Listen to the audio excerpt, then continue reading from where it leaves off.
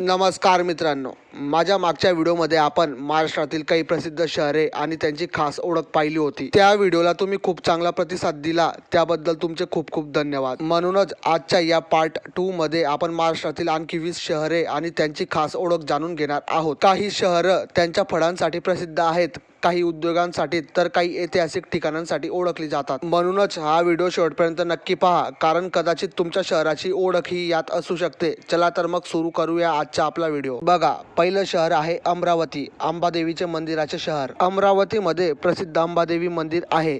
असे मानले जाते की इथे देवी अंबादेवीचे खूप जुने आणि पवित्र मंदिर आहे आणि हजारो भक्त दरवर्षी इथे दर्शनासाठी येतात. या मंदिरामुळेच अमरावती शहराला अंबादेवीचे मंदिराचे शहर असे म्हटले जाते. दुसरं आहे अकोला, कापसाचे शहर. अकोला जिल्ह्यात मोठ्या प्रमाणात कापसाची शेती केली जाते. येथे कापसाचे उत्पादन खूप जास्त होते आणि कापूस खरेदी विक्रीसाठी मोठी बाजारपेठही आहे. त्यामुळे अकोला शहराला कापसाचे शहर असे म्हटले जाते. तिसरं आहे बुलढाणा, लोणार सरोवराचे शहर. बुलढाणा जिल्ह्यात जगप्रसिद्ध लोणार लेक आहे. हे सरोवर हजारो वर्षापूर्वी उल्कापातामुळे तयार झालेले होते आणि ते जगातील एकमेव खाऱ्या पाण्याचे उल्कापात सरोवर म्हणून ओळखले जाते. म्हणून बुलढाणा जिल्ह्याला लोणार सरोवरचे शहर असे म्हटले जाते. चौथ्या नंबरला आहे वाशिम, पद्मतीर्थाचे शहर. वाशिम शहरात प्रसिद्ध पद्मतीर्थ हे पवित्र तीर्थस्थान आहे. येथे एक प्राचीन तलाव आणि धार्मिक स्थळ असून अनेक भक्त इथे स्नान आणि दर्शनासाठी येतात. या पवित्र तीर्थस्थानामुळे वाशिम शहराला पद्मतीर्थाचे शहर असे म्हटले जाते. पाचवा आहे यवतमाळ,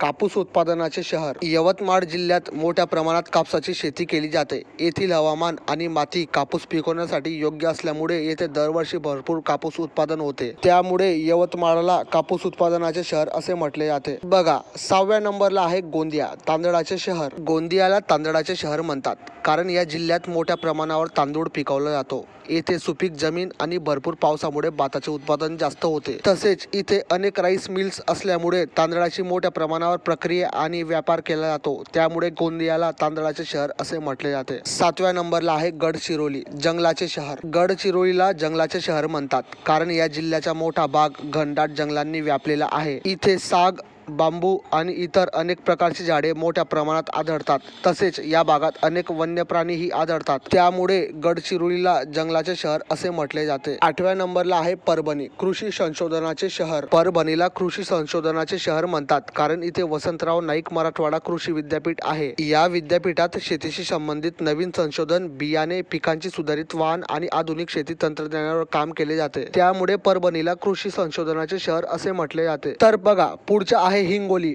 औंढा नागनाथांचे शहर. इथे प्रसिद्ध औंढा नागनाथ मंदिर आहे. हे मंदिर भगवान महादेवाचे अत्यंत प्राचीन मंदिर आहे आणि ते ज्योतिर्लिंगांपैकी एक मानले जाते. 10व्या क्रमांकाचे आहे धाराशिव, लेण्यांचे शहर. धाराशिवला लेण्यांचे शहर असे म्हटले जाते कारण इथे धाराशिव केव्स आहेत आणि या प्राचीन लेण्या डोंगरातून कोरलेल्या आहेत आणि त्यांचा संबंध प्राचीन जैनिझम व बुद्धिझम धर्माशी जोडला जातो. 11व्या नंबरला आहे बीड, बिंदुसर नदीचे शहर असे म्हणतात कारण या शहरातून बिंदुसरा नदी वाहते. ही नदी शहराच्या मध्यभागातून वाहत असल्यामुळे बीडच्या विकासात तिचे महत्त्वाचे स्थान आहे. 12व्या नंबरला आहे धुळे, कापूस व मिरचीचे शहर. कारण धुळे जिल्ह्यात मोठ्या प्रमाणात कॉटन प्लांट आणि चिली पेपर याचे उत्पादन होते. येथील हवामान व माती या पिकांसाठी अनुकूल असल्यामुळे या पिकांची शेती मोठ्या प्रमाणात केली जाते. म्हणूनच धुळे शहराला कापूस व मिरचीचे शहर असे म्हटले जाते. तर बघा, 13व्या नंबरला आहे नंदुरबार, आदिवासी संस्कृतीचे शहर. कारण नंदुरबार जिल्ह्यात मोठ्या प्रमाणात आदिवासी समाज राहतो. येथे भील, पावरा आणि कोकणा जमात राहते आणि जमातीची परंपरा, सण, उत्सव आणि संस्कृती जपली जाते. आणि 14व्या नंबरला आहे पालघर, चिकूचे शहर. कारण पालघर जिल्ह्यात मोठ्या प्रमाणात सॅपोडीला जो चिकूचा प्रकार आहे त्याची शेती होते. येथील हवामान आणि माती चिकूच्या लागवडीसाठी खूप अनुकूल असल्यामुळे येथे भरपूर चिकू उत्पादन होतो. आता बघा मित्रांनो, 15व्या नंबरला आहे ठाणे, तलावांचे शहर. ठाणे शहरात खूप मोठ्या प्रमाणात तलाव आहेत. येथे सुमारे 30 पेक्षा जास्त तलाव असून त्यातील प्रसिद्ध तलाव म्हणजे मसुंदा तलाव आहे. 16व्या नंबरला आहे रायगड, ज्याला किल्ल्यांचे शहर म्हटले जाते कारण रायगड जिल्ह्यात आणि अलिबाग परिसरात अनेक ऐतिहासिक किल्ले आहेत. येथील प्रसिद्ध किल्ल्यांमध्ये राजगड, कोलाबा आणि मुरुड किल्ल्यांचा समावेश आहे. 17व्या नंबरला येतो सिंधुदुर्ग, समुद्र किल्ल्यांचे शहर. कारण सिंधुदुर्ग जिल्ह्यात समुद्रात बांधलेले अनेक ऐतिहासिक किल्ले आहे. यामध्ये सिंधुदुर्ग आणि विजयदुर्ग हे प्रसिद्ध किल्ले आहेत. 18व्या नंबरला येतं जालना, स्टील उद्योगाचे शहर. कारण इथे मोठ्या प्रमाणात स्टील इंडस्ट्री आहेत. जालन्यात अनेक स्टील रेलिंग मिल्स व कारखाने आहेत. त्यामुळे इथे स्टीलचे उत्पादन मोठ्या प्रमाणात होते. 19वा नंबर आहे परली वैजनाथ, वैद्यनाथ ज्योतिर्लिंगाचे शहर. कारण इथे प्रसिद्ध पर्ली वैजनाथ मंदिर आहे.